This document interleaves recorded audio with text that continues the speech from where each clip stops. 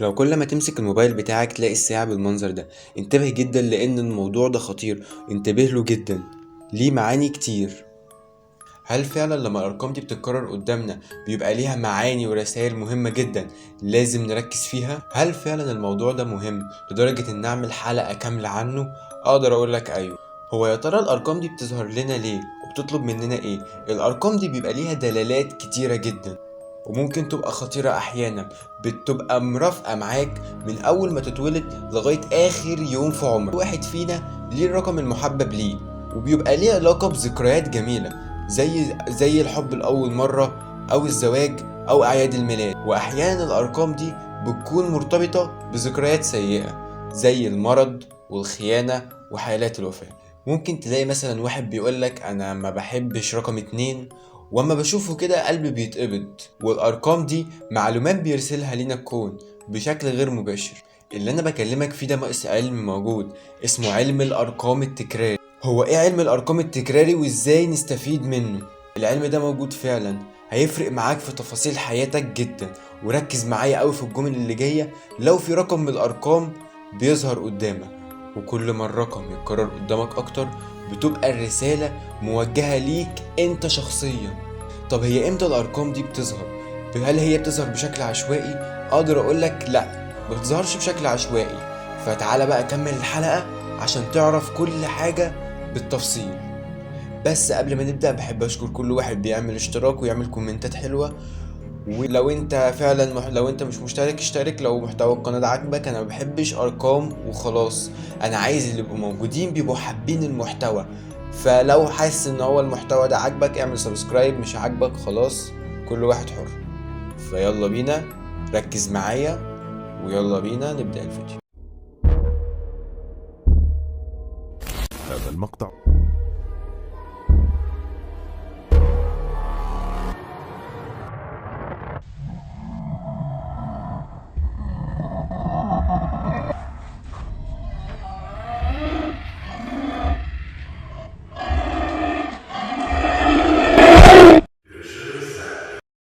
ظهور رقم قدامك أكتر من مرة ما هو إلا رسالة كونية تشير إلى دلالات روحانية هامة جدا. عشان كده سميت الأرقام المتسلسلة بالأرقام الروحانية. معناه إنك لو ركزت معايا وعرفت تحلله وتعرف معناه، هتعرف تحلل كل حاجة بكل سهولة. خلال الأرقام دي هتعرف إيه المفروض اللي تعمله في حياتك وإيه القرارات اللي لازم تاخدها في الوقت الحالي.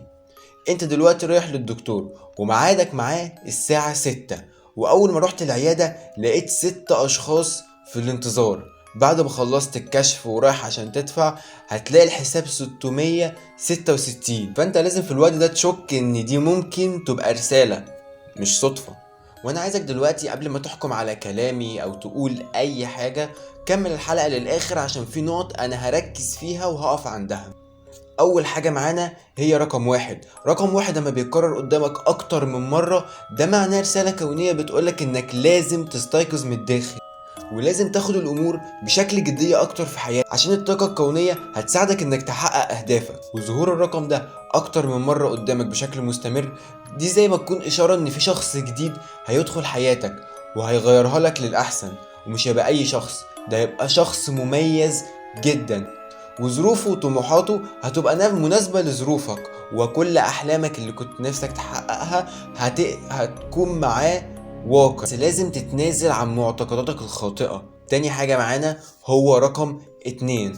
تكرار رقم 2 قدامك أكتر من مرة ده شيء خطير جدا، بيقولك إنك لازم توزن ما بين أحلامك وطموحاتك والحياة الواقعية. لو كنت بتفكر في موضوع معين او عايز تاخد قرار معين يظهر لك رقم 2 بشكل مستمر، فده معناها انك تبعد عن اي شك تماما او تردد وتكمل في طريق اللي انت بتعمله، لان طريقك ده هو الطريق الصح. ولازم تجمع كل اصحابك وتشاركهم احاسيسك الداخلية، بس مش اي اصحاب او اي حد، لازم تبقى واحد موثوق منه 100%. ولازم تكون شخص اجتماعي وتستمتع مع اهلك، يعني مثلا تتجمعوا كلكم في يوم وتقضي معهم وقت. اما لو كان بيظهر لك رقم 3 فده معناه كويس جدا، معناه انك شخص قوي وتقدر تغير حياتك للأحسن. تعالى بقى ندخل على رقم 4. رقم 4 ده رقم عميق جدا لأنه متصل بأفكارك الداخلية. كنت بتفكر في شيء معين وظهر لك الرقم ده فده معناه كويس جدا، معنى ظهور الساعة بالشكل ده بالذات وانت بتفكر في حاجة معينة، ولو مشيت في الموضوع ده وكملته حياتك هتتغير تماما للأحسن. بس أهم حاجة إن أنت من جواك ما يكونش فيه أي خوف من التغيير. أما تكرار رقم 5 قدامك طول الوقت فده معناه إن في تحول كبير جدا في حياتك. واستمر في التقدم لأن اللي أنت بتعمله شيء عظيم جدا، بس أهم حاجة إنك تبعد عن كل الأفكار السلبية اللي ممكن توقفك. كده احنا خلصنا أول 5 أرقام، والحمد لله أول 5 أرقام. تعالى بقى نخش على الكارثة الكبيرة وهي رقم 6، وهتعرف دلوقتي اللي أنا قلت كده. لو اتكرر رقم 6 بشكل مستمر قدامك، رقم 6 ده الرقم المفضل للشيطان، دايما بيستخدموا الرقم ده في طقوسهم الشيطانية، وده أول رقم سلبي معانا. فلو انت بتشوف الرقم ده كتير فده معناه انك شخص مادي جدا بتحب الفلوس، وممكن تتنازل عن كل معتقداتك وتفكيرك مقابل شوية فلوس.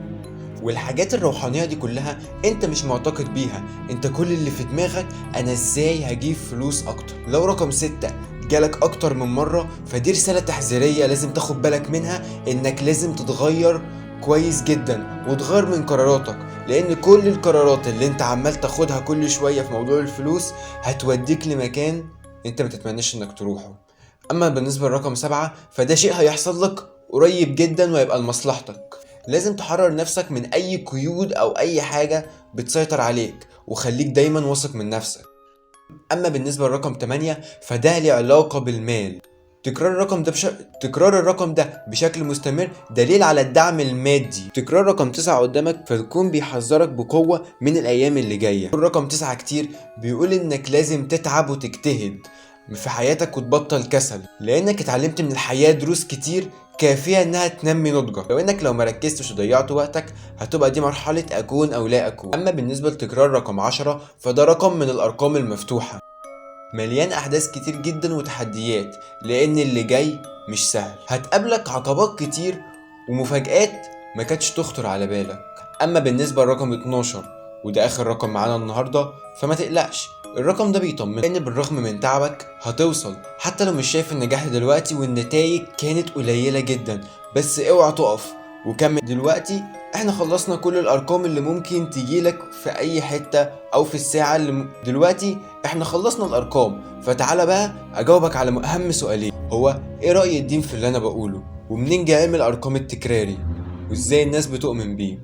علم الارقام التكراري كان موجود من زمان جدا من قبل عدد كبير من الباحثين والعلماء، خصوصا الناس المتخصصين في تحليل الشخصيات.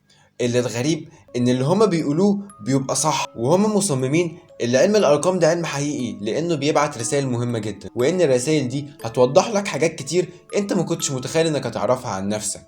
فلحد اللحظة دي مفيش اي اثبات علمي اساسي يأكد اللي انا بقوله ويأكد ان العلم الروحاني ده صح واننا نمشي وراه. بس بالنسبة عندنا في الدين الاسلامي ان ده اسمه تنجيم. بس بالنسبة الدين لرأي تاني. الدين بيقولك ان الكلام ده اسمه تنجيم، والتنجيم يعني شرك بالله. احنا كمسلمين ما ينفعش نصدق الموضوع ده ولا نؤمن بيه حتى، وانا عملت لك الفيديو ده للعلم فقط. فطبعا لو كملت الفيديو لغاية هنا فاعرف انك شخص مفضل جدا بالنسبة ليا، فكمل بقى جميلك وما تنساش تعمل اللايك والاشتراك وتكتب تحت كذا كومنت، تكتب كومنتات كتير. عايزك تقولي رأيك تحت في اللي انا قلته، ولو في رقم ظهر لك اكتب لي تحت في الكومنتات ايه الرقم اللي ظهر لك. خليك في امان عشان اشوفك الفيديو الجاي. تشاو.